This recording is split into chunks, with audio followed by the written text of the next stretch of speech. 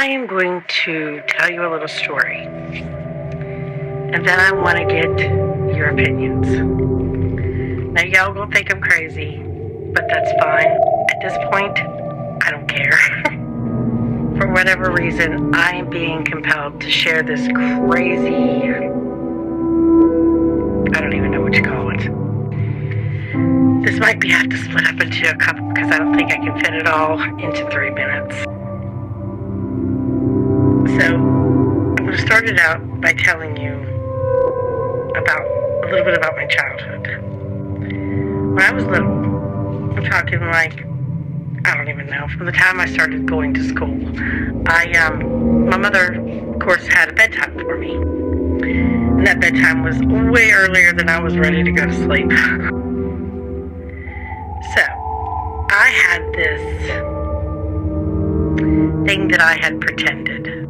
When I laid in bed in the dark, I would pretend that I was an Egyptian princess. Now don't laugh at me. I was a little girl. It's a really big imagination. Anyway, so I would be laying in bed, and me being the princess, I had, some authority over, the common people. But there were also common people that were waiting on me all the time. And at one point, I had to find a mate. I know, it sounds kind of weird, but I had to find a husband or have a child so that I could continue my father's dynasty when he died. And he was sick at the time, so I was taking care of him along with the servants and everybody else. Now granted, I know that's a little out there, and I always thought it was too, even growing up and looking back on it. And I can't tell you when I stopped the pretending. I guess it was when I grew up enough to know that, okay, this is crazy, you're not a princess, But at one point in my pretend, I was being carried on a bed. But I mean, it was like a bed. It had like 4 posts, and it was like there was these lush, linens on it and pillows, and I would sit there and they would carry me. And at one point, we were going around from town to town, village to village, in each of the homes looking for a husband. So here I am pretending that I am this princess, and I'm being carried around on my chariot, or whatever you want to call it, from like village to village to find a husband. And I remember it was very important that I find a husband or have a child.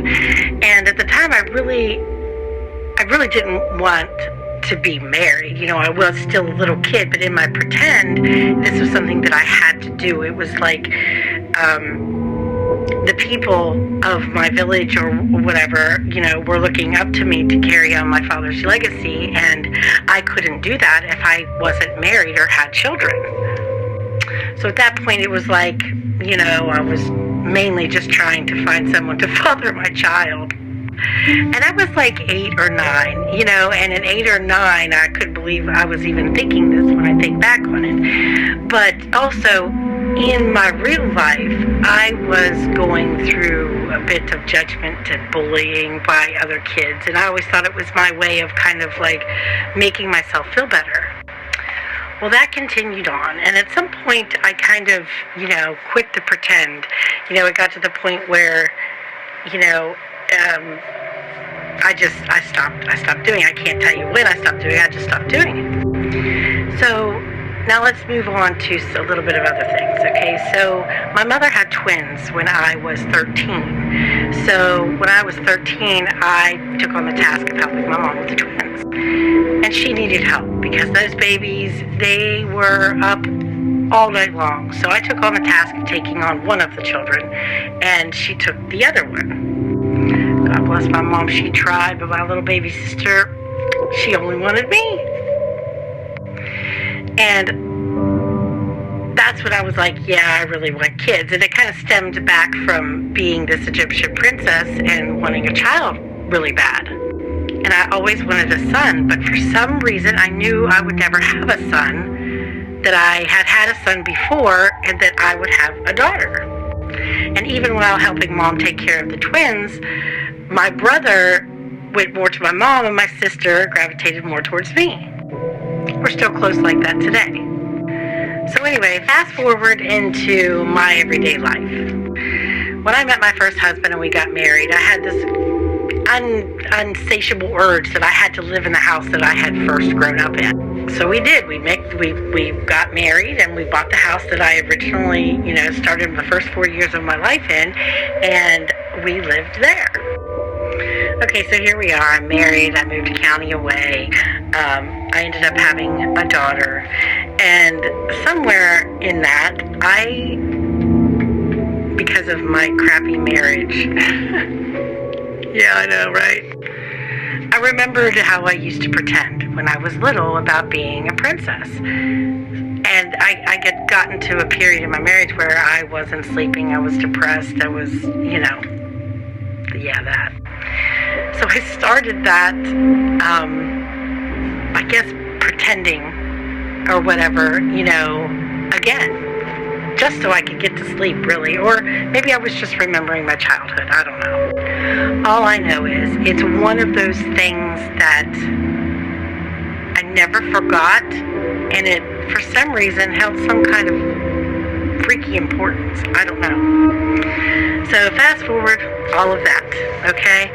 And in 2014, that's when I started this spiritual journey. I told you that I have not, I was not raised with religion, so I had a desire to learn about the Christian God, I guess.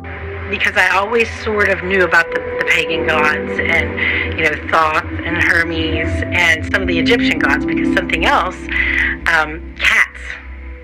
Me and cats. And I shared my past life with you all about where, in the one timeline that was read to me, that I, lived as, I don't know, a cat being, a sentient cat being. I don't know what exactly it was. Anyway, anywhere that I go, a cat will follow. And that is no joke. When I met my second husband and I moved in with him at his home, he did not like cats. He had never had cats in his home. He had never had cats visit his home, even outside cats, stray cats. So I move up here. What happens? They started coming. Kitties everywhere. Anyway, he finally got used to that fact, but then it became to a point where I've got these stray cats coming to my house needing help. One of them looked like it had been dead for 2 months, and I nursed it back to life. We had her for about 4 years until she passed, but just cats come to me. So that's why I kind of I started looking into the Egyptian gods and things like that, because I thought, well, maybe that's where, I'm supposed to be. Of course, then that made me question, well, am I a witch? So I looked at all of these other religions and religious beliefs before I actually turned to the Bible. And I do want to say that I've always had a sense of knowing things and intuition about things, and so that's why I kind of gravitated more towards the psychic medium, that type of spiritual worship, I want to say. But that never stopped my yearning to want to know our Creator, so I decided, that I was going to start reading the Bible. And when I didn't really like it, so I kind of put it down. And the reason I didn't like it is because the God that I had worshipped all of those years was a loving God. He wasn't a God that would punish or judge in a manner that would end you, let's just say. And I always felt that in the Bible, besides Jesus Christ, so that's a whole other subject, but in the Bible, it just didn't sit with me right. So I kind of put that down for a while, and then, the pandemic hit, and I told you all about my dreams that I've been having, and, this one in particular where I had received a vision of somebody that I was supposed to seek out. I woke up from that dream and I drew him. Well, what I didn't tell you was I also drew somebody else. There was also a woman, and I even posted this on Facebook, back when I was on Facebook, right, at the head of the pandemic, I put that picture on one of my spiritual sites and said, does this look like anybody, that you all would know? I didn't know if it was somebody that I was supposed to contact on, I knew I was just supposed to find this person as well, find out who this person is. I'll show you that picture now. And this is the other picture that I drew. Now, don't come for me. I'm not a freaking artist, but I, for some reason, after in 2016, almost dying from septic shock from a kidney stone infection, or kidney infection, I was able to draw and paint, which I had never been able to do before a day in my life. I swear to this, I could not draw, paint, and here I can draw people. Not the best looking people, but still, it's a drawing that I made. This was another person that I have not found that I was seeking. So yeah, so I still have not found her as of yet. So I picked up the Bibles recently, and I wanted to look into all of them. I just didn't want to look into, I wanted to get to the heart of religion and where it came from and who was portrayed in our Bible as God and Jesus and just all of that. But I will say this. There's something that I've known, and it's like I said, I've had a knowing about things. Jesus Christ is a real human that walked this earth. So like I said, Jesus is a non-negotiable. He existed. He walked this earth. He, has a very significant importance. And so through that journey of, doing that and my discovery of my new art, I actually did a painting of Jesus. I also shared that painting on TikTok 2 years ago, but I'll show you it here. Now those are the two up at the top, are the first two paintings I did of Jesus, the one on the left and the one on the right. Now the one on the left is supposed to be my husband, but when I showed it to him, he said, that looks like Jesus. So that's when I put the crown of thorns on him. And then I made those two. I made a clock. And these are all slate paintings done off of old roof slating. I've got other paintings, but I wanted to show you those because those were of the religious ones. Now the other ones that I got, I'll show you in a little bit. But I'd never been able to paint before, and here, all of a sudden, I'm able to draw and paint, and I'm like, what the hell's going on? So then I told you all about me asking for discernment, and that I, pray every day, and that I come up with the answers, that things are not left like this just roaming around in my head, because I think about it all the time and it drives me insane. It's like something, that you're supposed to do, but you're like... So the other night, I had a dream. It was more like one of those mid-morning dreams, but it was about being that Egyptian princess. And when I woke up, I was like, what? I haven't thought about her in a really long time. And I thought, well, maybe it's because, I had looked, into Egyptian gods and Greek gods and the Samaritan. I read the Book of Thoth again, so I was thinking, oh, maybe that's why. But it kept nagging at me. And when I mean nagging at me, it was like I was supposed to look into her or something. So I do what I have been doing, and that is following my instincts. So I wrote down the dream. And the dream was about me, the Egyptian princess that I pretended to be, and her finding a baby. That's why I was so confused when I woke up, and I was like, well, that was odd. So, what I do is I say, okay, let's look into this. Why not? So I went on my little search engine, and I typed in, Egyptian princess finds baby.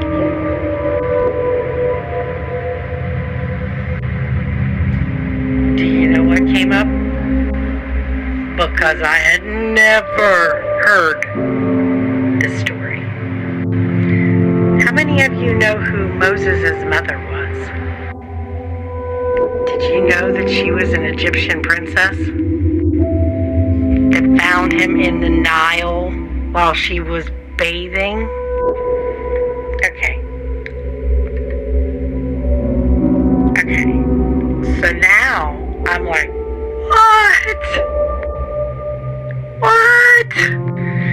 Throughout reading the Bible over these months, I had never heard that story. Moses was raised by an Egyptian queen who had to find a husband or have a child to become queen, to take over for her father. What? So now at this point, I'm like, so I research her. And this is the picture that they had of her, of what she may have looked like. I was like, wait a minute. Oh. And there is my drawing next to hers.